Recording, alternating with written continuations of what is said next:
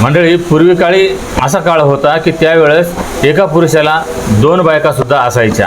पण सध्याचा काळ असा आहे की आजच्या काळामध्ये कोणताही पुरुष आपल्या पत्नीच्या आयुष्यामध्ये दुसरा पुरुष सहन करणार नाही किंवा कोणतीही पत्नी आपल्या पतीच्या आयुष्यामध्ये दुसरी महिला सहन करू शकत नाही. पण आज आपण एका अशा घटनेबद्दल ऐकणार आहोत की ज्या घटनेमध्ये एका महिलेला 2 नवरे आहेत आणि ते दोन्ही नवरे त्या महिलेचे लग्न झालेले आहेत. दोघांशीही त्या महिलेनं लग्न केलेलं आहे आणि तेही एकाच घरात एकाच छताखाली दोन्ही नवरे आणि ही एक बायको त्यांची गुणागोविंदानं गोडीने राहते, खुशाल पद्धतीने नांदत असते.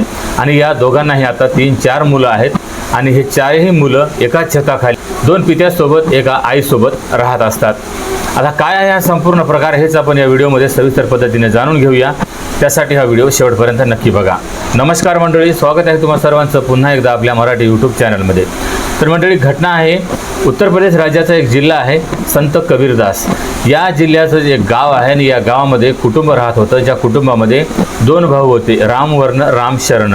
हे भाऊ जेव्हा वयात आलेले होते म्हणजेच एक 15-16 वर्षाचे असताना मोठा भाऊ रामवर्ण होता आणि हा जेव्हा 15-16 वर्षाचा होता त्यावेळेस म्हणजेच 2001च्या वर्षीची गोष्ट आहे. त्यावेळेस हा 15-16 वर्षाचा होता आणि त्यावेळेस त्याच्या आईवडिलांनी ठरवलं की आता रामवर्णाचं लग्न करायला पाहिजे. 15-16 वर्षात 17 वर्षामध्ये त्यावेळेस त्यांचं लग्न होत होतं. त्यांच्याकडं अशी प्रथा होती.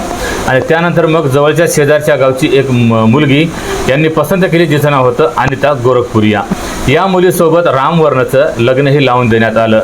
मुलगी त्यावेळेस 12-13 वर्षाची होती.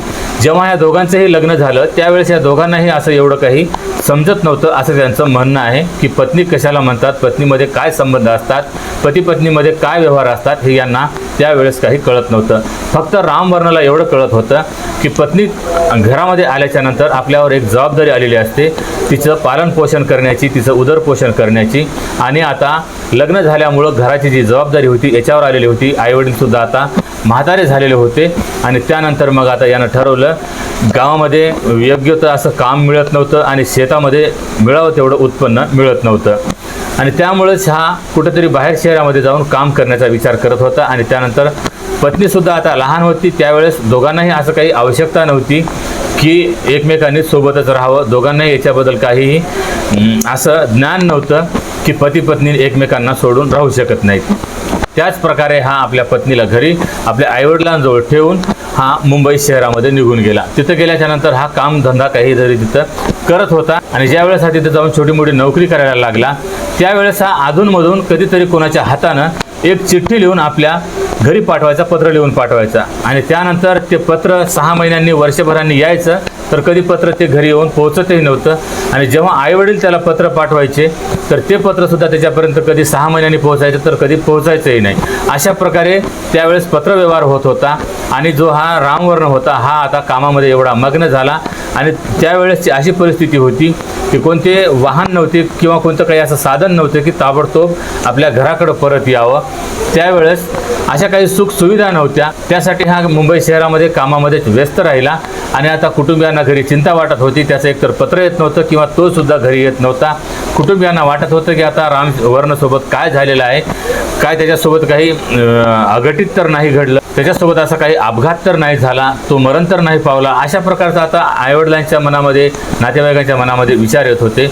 आणि त्यानंतर 2-3 वर्षे, 4 वर्षे अशाच प्रकारची त्यांनी वाट पाहिली, पण तरी रामवर्ण काही घरी परत गेलाच नाही. आता हा घरी आला नसल्यामुळं जी अनिता होती, त्याची सासरची जी मंडळी होती रामवर्णच्या, ते संपूर्ण लोक त्यांच्या माहेरी आले आणि त्यांनी आता विचारपूस करायला सुरुवात केली की आमचा जावई कुठे गेलेला आहे. जावयासोबत आमच्या मुलीचं आम्ही लग्न लावून दिलं, पण जसं लग्न झालं तसा तो आमच्या मुलीला घरी तुमच्याजवळ सोडून तो बेपत्ता झालेला आहे. काय तो मेला आहे, जिवंत आहे, याच्याबद्दल काहीही खबर नाही. आता आमच्या मुलीचं पुढं काय होणार, तिच्या पुढे भविष्याचं काय, तिच्या पुढे एवढं आयुष्य आहे, डोंगरासारखं आयुष्य ती एकटी कशी काढणार. अशा प्रकारे आता नाना प्रकारचे प्रश्न विचारत होते. आईवडिलांनाही आता काय बोलावं काय नाही हे काही सुचत नव्हतं. त्यानंतर मग काही नातेवाईकांनी आणि गावकऱ्यांनी मिळून याच्यामध्ये एक पर्याय काढला आणि सर्वांनीच सांगितलं की बघा, तो तर रामवर्ण आहे, हा बेपत्ता झालेला आहे, तो मेला आहे जिवंत आहे याच्याबद्दल काहीही खबर नाही। ह्यासाठी ह्या मुलीला एकटं आयुष्य जगणं खूप कठीण होईल आणि ह्यासाठी तिचं आता लग्न करायला हवं, ह्यासाठी हे आता सर्व काही मिळून बसलेले होते आणि त्यामध्येच आता विचार करत होते की आता याच्यासाठी मुलगा कोण शोधायचा आणि तोही आता अविवाहित मुलगा तर या मुलीला करणार नाही, कारण हिचं आता लग्न झालेलं आहे। ही आता मुलगी विवाहित असल्यामुळं तिच्यासोबत आता एखादा पत्नी मरण पावलेला किंवा पत्नीनं सोडून दिलेला अशा प्रकारचा आता अर्ध्या वयाचा पुरुष हिच्यासोबत लग्न करेल, तशा पुरुषाला या मुलीला द्यावं लागेल। आता या मुलीचं आयुष्य किती अंधारात जाईल अशा प्रकारचे आता तिथं प्रश्न उभे राहिलेले होते। त्यानंतर मग सर्वांनी पर्याय काढला की आता जो या रामवर्णाचा एक भाऊ आहे राम शरण, याच्यासोबत या वहिनीचं लग्न लावून द्यायचं, म्हणजे ही घरची सून घरीच राहील आणि तोही अविवाहित आहे आणि तसंही या मुलीला नवऱ्यानं सुद्धा स्पर्श केलेला नव्हता आणि ही त्याच्या भावाचीच पत्नी आहे। असं काही सर्वांनी पर्याय काढला आणि सर्वांना ते मान्य झाला आणि त्यानंतर मग ह्या राम शरण सोबत या अनिताचं लग्न लावून देण्यात आलं। आता हिचं लग्न लावून देण्यात आलं त्यानंतर मग आता हे पती पत्नी म्हणून दीर आणि भाऊजाई राहत होते। आता जी वहिनी होती ही आता याची पत्नी झालेली होती, कारण हिचा पती तर आता बेपत्ता झालेला होता, तो काही घरी परत आलेला नव्हता। अशामध्येच काही दिवस गेले, त्यामध्येच काही या महिलेला मुलंसुद्धा झालीत आणि जेव्हा यांना मुलं झालीत 10 ते 12 वर्षाच्या नंतर जो रामवर्ण होता हा परत एके दिवशी आपल्या घरी हजर झाला। तो घरी आला त्यावेळेस आता सर्वांनाच आश्चर्य तर वाटलंच, आनंदही वाटला, पण एकीकडं आता एका गोष्टीचं दुःख होतं की त्याची पत्नी आता त्याची राहिलेली नव्हती, ती आता त्याच्या भावाची पत्नी झालेली होती। याबद्दल आता सर्वांना दुःख वाटत होतं। सर्वांनी जो काही घडलेला प्रकार होता रामवर्णाला सांगितला। रामवर्णाला हे वाटलं की बरोबर आहे, मी जर 10-12 वर्षापर्यंत घरी नाही आलो तर तिचंही पुढं आयुष्य आहे, तिच्याही काही भावना तिलाही आयुष्यामध्ये आधार हवा आहे, हे त्याला सर्व काही समजत होतं। त्यासाठी तोही या संपूर्ण गोष्टीबद्दल कोणतीही तक्रार न करता शांतपणे घरी थांबलेला होता।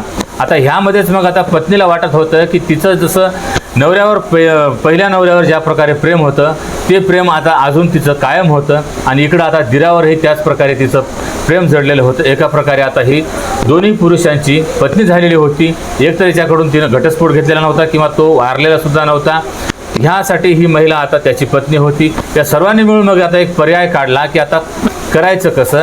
रामवर्णाचं तर कोणत्याही प्रकारे काहीही तक्रार नव्हती, ती आता भावाजवळ जरी राहत असेल तरी याला कोणत्याही प्रकारची काही तक्रार किंवा वादविवाद नव्हते आणि रामशरण होता, यालाही कोणत्याही प्रकारचं काहीही तक्रार नव्हती, तो सुद्धा आपल्या भावावर तेवढंच प्रेम करत होता जेवढा मोठा भाऊ आपल्या लहान भावावर प्रेम करत होता। आणि पत्नीनं मग यामध्येच काही एक मार्ग काढला आणि तिने सांगितलं की बघा, तुम्ही दोघांनीही आता दुसरी कोणत्याही महिलेशी लग्न करायचे नाही आणि इथून पुढे जे आहे मी तुमच्या दोघांची एक पत्नी बनून राहील, तुम्हा दोघांनाही भेदभाव न करता समान प्रेम देईल, समान वेळ देईल आणि तुमच्या दोघांमध्ये मी एक पत्नी बनून राहील। तुम्ही दोघांनीही माझ्या प्रती प्रामाणिक राहायचं आणि मी सुद्धा तुमच्या दोघांप्रती प्रामाणिक राहील, तुमच्या दोघांमध्ये मी कुठलाही भेदभाव करणार नाही आणि आपण अशाच प्रकारे आता गुण्यागोविंदानं तिघेही एकत्र राहायचं, एका छताखाली राहायचं, जेणेकरून आपल्यामध्ये कोणतेही वादविवाद होणार नाहीत किंवा आपलं घरसुद्धा काही विभक्त होणार नाही आणि आपल्यामध्ये जे काही जमीन जुमला आहे हे सुद्धा काही वाटल्या जाणार नाही।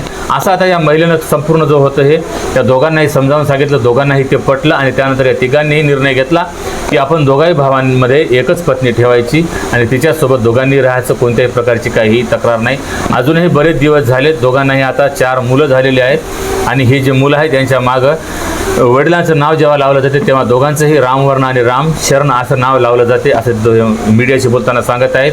आणि त्या दोघांच्याही या भावंडांच्या आईने सुद्धा येऊन तेच सांगितलं की या दोघां भावांमध्ये एकच पत्नी आहे, माझी एक सून आहे पण मुलं 2 आहेत।